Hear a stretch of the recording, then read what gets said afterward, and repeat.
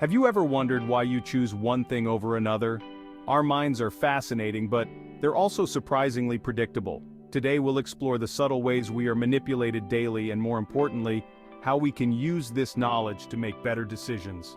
We'll uncover the hidden forces that shape our choices, from the allure of free to the power of a simple price tag. Let's start with a simple question. Which circle looks bigger to you? Our brains don't judge things in isolation. We naturally compare. And this makes us vulnerable to manipulation. Think about the last time you bought a cup of coffee. Did you choose the small, medium, or large? Coffee shops often make the small size seem unappealing on purpose, nudging you towards the larger options. In one experiment, I showed people different subscription options for The Economist magazine. One group saw only two choices: a web-only subscription and a more expensive print and web subscription. Most chose the cheaper web-only option. But then I introduced a third option, a print-only subscription for the same price as the print and web option. Suddenly, the print and web option became much more popular.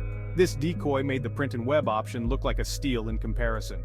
This experiment shows how easily our choices can be swayed by context. We are constantly bombarded with choices, rarely presented in a neutral way. By understanding the power of relativity, we can see through these tactics and make decisions based on what truly matters to us. Remember, knowledge is power. We live in a world where two sets of rules govern our behavior: social norms and market norms.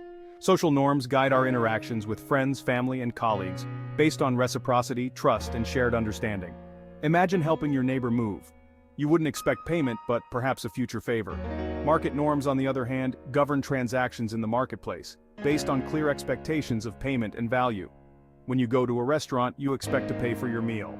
The problem arises when these two worlds collide. Imagine your boss paying your salary with a hug. Absurd, right? Mixing social and market norms can be disastrous. Introducing market norms into social relationships risks destroying their very fabric. Acts of kindness become transactional, measured in dollars and cents. The warmth of human connection is replaced by the cold logic of the marketplace. It's crucial to be mindful of the norms that govern our interactions. Operating within appropriate norms creates an environment of trust and mutual benefit. Blurring the lines undermines the foundations of our relationships. Be mindful of the norms that govern your interactions to maintain healthy relationships. We've all heard the law of supply and demand. The price of something is determined by its availability and demand. It seems logical, but our perception of value is more malleable than we think. Consider Starbucks. Before Starbucks, paying $5 for a cup of coffee was unthinkable. Starbucks didn't just sell coffee, they sold an experience, shifting our perception of its value. This is the power of anchoring. Our first impressions have a disproportionate influence on how we value things. Once Starbucks established that $5 was acceptable for a coffee experience, other shops followed suit. This principle applies to more than just coffee. Think about the price of smartphones, college education, or even the value of our time. Our perceptions of value are constantly shaped by the anchors we encounter. The key takeaway: don't simply accept prices as a given. Question them. Do your research. Understand the factors influencing your perception of value. Make informed, rational decisions. Don't let initial impressions dictate your choices. We like to think of ourselves as honest, ethical people. But we're all capable of dishonesty, given the right circumstances. In one experiment, participants solved math problems and reported their own scores, knowing I couldn't verify their answers. A small percentage cheated blatantly, but a larger group cheated just a little, adding a point or two. Most people are willing to cheat, but only to maintain a positive self-image. We rationalize our dishonesty, telling ourselves it's just a small transgression. The level of dishonesty can be influenced by social cues. In another experiment, an actor pretended to cheat on a math test. When others witnessed this, overall, dishonesty increased. We are susceptible to the norms of our environment. Seeing others behave dishonestly normalizes that behavior, making us more likely to engage in it. Honesty is not just an individual trait, it's influenced by our context. By being aware of the factors that influence our ethical behavior, we can create environments that promote honesty. Understand the impact of your environment on your behavior. Create contexts that encourage integrity. Promote honesty in your surroundings. We all love a good deal. But what is it about the word free that is so irresistible? The zero price effect is a powerful psychological force. In one experiment, I offered participants a choice between a Lindt truffle for 15 cents or a Hershey's Kiss for 1 cent. The Lindt truffle was the favorite, but then I changed the prices. The Lindt truffle was 14 cents, and the Hershey's Kiss was free. Suddenly, the Hershey's Kiss became the favorite. This makes no logical sense. A 14-cent discount should make the Lindt truffle more appealing. But the allure of free was too strong to resist. Free distorts our perception of value. We focus on the upside, ignoring potential downsides. Companies offer free trials, products, and shipping because they know we're more likely to become paying customers. The next time you see the word free, remember the zero price effect. Evaluate the offer rationally. Don't be afraid to walk away if it's not in your best interest. Understand the psychological impact of free. Make decisions based on true value, not just the allure of zero cost. Be mindful of the zero price effect in your choices. Stay rational and deliberate in your decisions. Have you ever clung to a relationship, job, or possession long after it stopped serving you? This is rooted in our aversion to loss and desire to keep options open. In one experiment, participants chose one of 3 doors, knowing a prize was behind one. After choosing, I opened a door without the prize and offered them a chance to switch. Logically, switching doors doubles their chances of winning.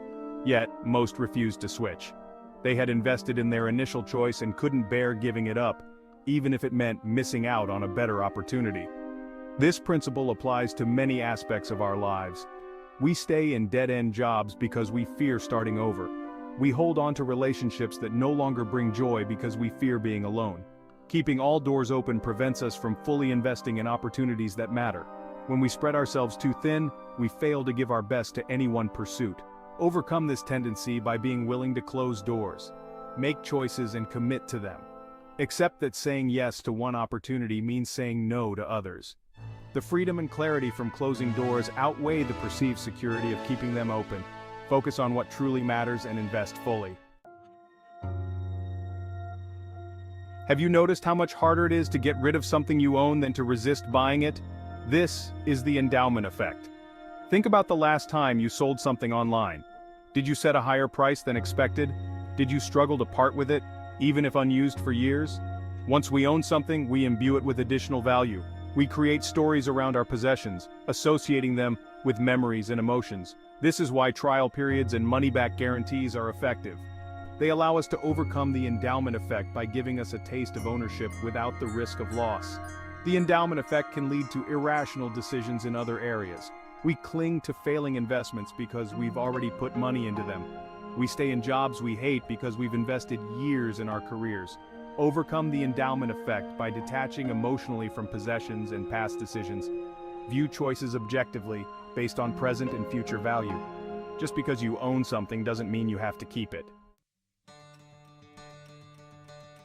We all procrastinate. It's a universal human experience. Why is it so hard to resist immediate gratification, even when we know it's not in our best interest? Our brains are wired to prioritize short-term rewards. This made sense in our evolutionary past but can lead us astray today. We procrastinate on important tasks, scrambling at the last minute, stressed and overwhelmed. There are proven strategies for overcoming procrastination. The Pomodoro technique involves breaking tasks into smaller chunks and setting a timer for focused work. Make the consequences of procrastination more immediate and tangible. Set deadlines and ask a friend to hold you accountable. Use tools like Stick to put money on the line if you don't achieve your goals. Overcoming procrastination is about understanding how your brain works. Develop strategies to work with your natural tendencies, not against them. We like to think we make rational decisions based on logic and reason, but our perceptions of value are easily influenced by price. In one experiment, participants were given identical energy drinks but told one was a special high-performance formula that cost more. The participants who consumed the more expensive drink performed better on cognitive tests, even though the drinks were identical. This is the power of price anchoring. High price tags make our brains associate that price with higher quality. This applies to wine, cosmetics, and even professional fees. We equate higher prices with greater expertise and effectiveness. Don't let price be your primary guide when making decisions. Do your research, compare options, and focus on intrinsic value. Make decisions based on value, not just price. I hope these lessons help you better understand how your decisions are influenced. Remember, knowledge is power. By becoming aware of the psychological forces at play, we can make more conscious, deliberate choices that align with our values and goals. Don't forget to subscribe to the channel, like the video, and share it with friends. Leave your comment on how you have been psychologically manipulated. Let's continue the conversation in the comments below.